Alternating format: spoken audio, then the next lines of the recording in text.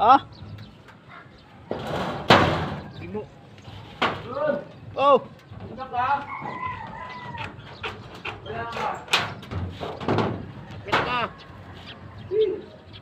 Makyat ka. Makyat ka.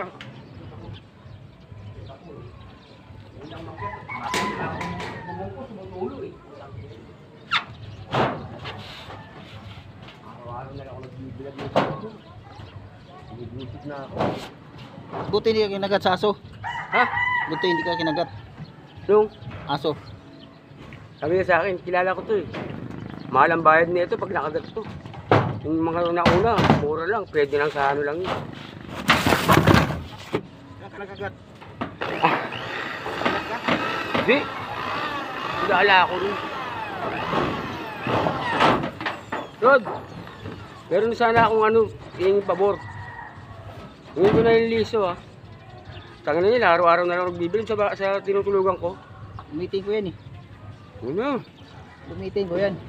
Biro na lang. Biro. Ba yan? At mga dalawa lang sa ano. Ang lagi na ako nagbibilad ng kutsyon eh. Ang kasi yung gumawa, wala man lang nilagay ng liso ang putang. Ang plasing sa gilid.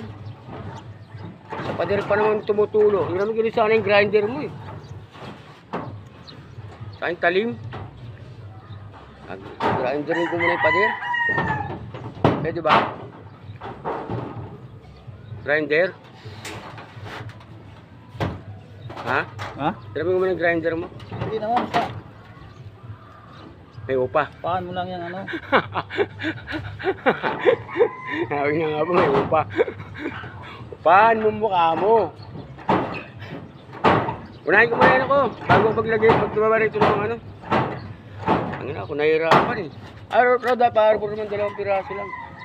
Ay, ito maliit lang. Atingin ko na lang siguro. Maikot yung sarapan eh. Yung tinutulugan ko nga.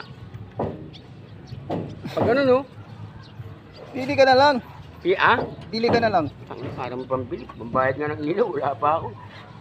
Tubig ka nga pala nabubuno ko. Pati inom ka pa. Huwag ko nang uminom kasi.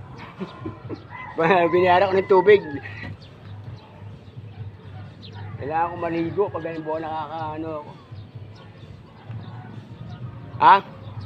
Saka naman yung sa likod kukunin ko yung hiningi ko sa'yo. Ito lang oh. Para ano? Wala naman akong gagawin. Dalawa lang pala kayo. Pag may tira, akin na lang ha. Padre! Padre!